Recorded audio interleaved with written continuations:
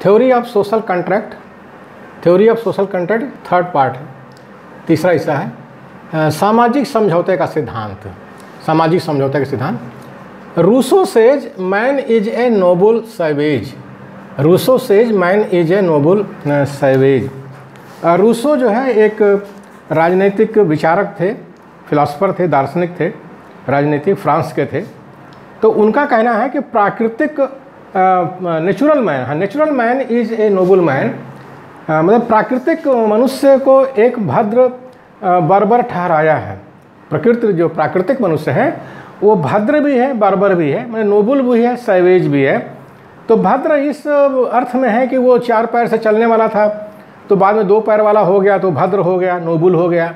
लेकिन जो 4 पैर पर चलने वाला चौपाया जानवर था, तो उसके अंदर जो बर्बरता है वो भी उसके अंदर है। ये चीज़ रूसो मानते हैं कि natural man is a noble savage.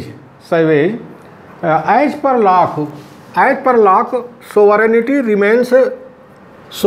Remains with the public but in real sense it is utilised by the government. तो दूसरे जो राजनीतिक विचारक हैं लॉक के अनुसार संप्रभुता रहती तो जनता के पास है। सॉवरेनिटी मतलब संप्रभुता रहती तो जनता के पास है, क्योंकि जनता वोटर होती है, परंतु उसका वास्तविक उपयोग सरकार द्वारा किया जाता है। सरकार द्वारा किया जाता है, यानी वोट दे करके जो पब्लिक वोट देती है तो एक सरकार बन जाती है, तो सरकार जो है उसके अधिकार का प्रयोग करती है। ये लॉक जो है वो कह रहे हैं। लॉक जो है एक राजनीतिक विचारक थे, पॉलिटिकल फिलासफर थे। उनका कहना है when government misuses the rights or acts beyond the limit, then sleeping public awakens and replaces the previous government from the new one.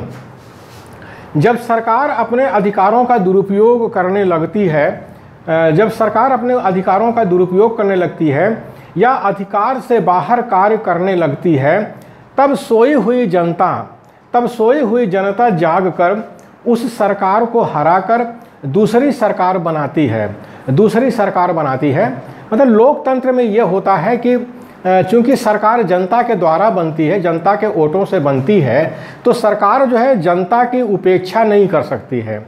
अगर वो अधिकारों का दुरुपयोग करती है, अधिकार के बाहर जाकर काम करती है, तो जो सोई हुई जनता है वो जाग करके सरकार को हराकर दूसरी सरकार बनाती है। ये लोकतंत्र का यही सिद्धांत है। यही रूसो कह रहे हैं, लॉक कह रहे हैं, ये सब लोग मिलकर के यही कह रहे हैं। ये फ्रांस के रूसो तो फ्रांस के क्रांतिकारी थे, बहुत बड़े क्रांतिकारी थे, उनका ऐसा कहना है।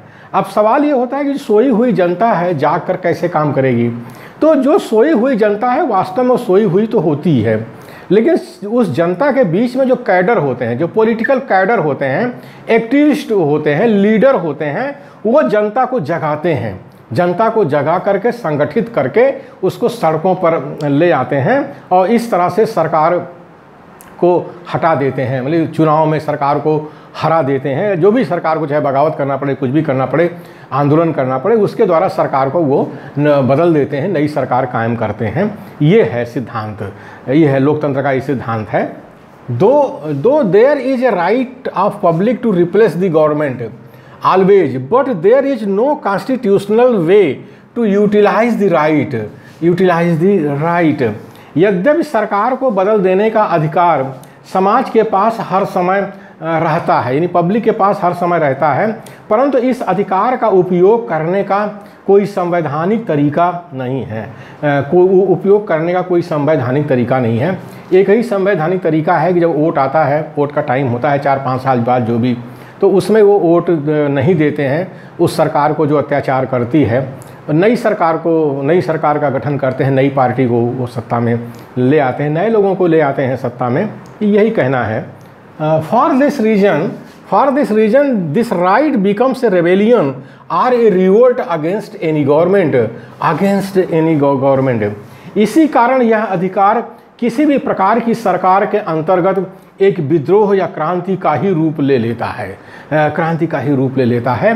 यानी जब सरकार जनता के खिलाफ काम करती है, जनता के ऊपर अत्याचार करती है, तो फिर ये जो है एक विद्रोह का रूप ले लेती है और क्रांति का रूप ले लेती है, जैसे फ्रांस में हुआ था या जगह जगह हर देशों में ये होता है।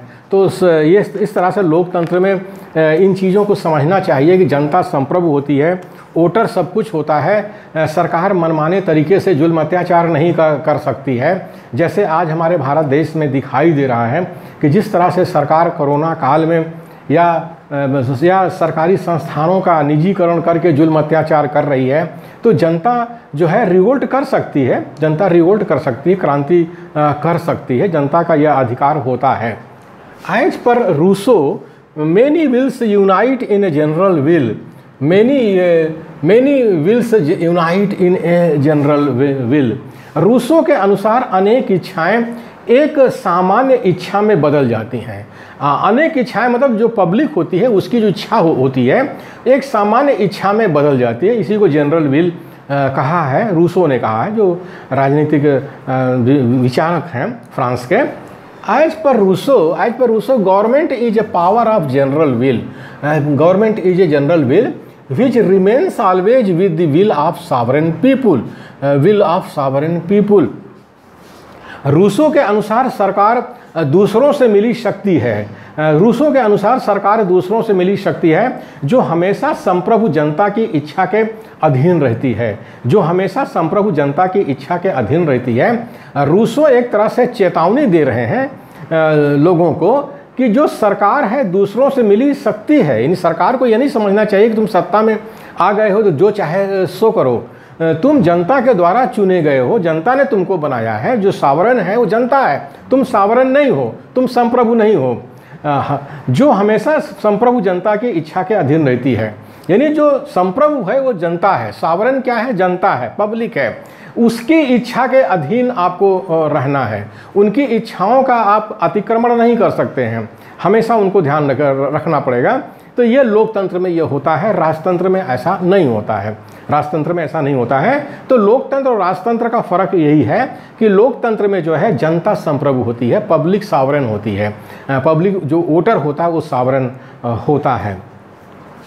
The sovereign of Rousseau is ever active and awakened. Rousseau के अनुसार रूसो का संप्रभु हमेशा गतिशील और जागरूक रहता है। रूसो का कहना है कि जो संप्रभु है, जो सावरन है, वो हमेशा गतिशील और जागरूक रहता है। तो जाहिर है कि जो सामान्य जनता है इतनी गतिशील और इतनी जागरूक नहीं होती है। हाँ, उस जनता के अंदर जो कैडर होता है, पॉलिटिकल कैडर होता है, लीडर होता है, वो हमेशा गतिशील और जागरूक होते हैं। तो जिस समाज के अंदर पॉलिटिकल लीडर और पॉलिटिकल कैडर होते हैं वे हमेशा गतिशील और जागरूक रहते हैं, और वही आम जनता को गतिशील बनाते रहते हैं और जागरूक बनाते रहते हैं। ये रूसो का जो क्रांतिकारी है, पॉलिटिकल जो थिंकर है, वो ऐसा कह रहे हैं।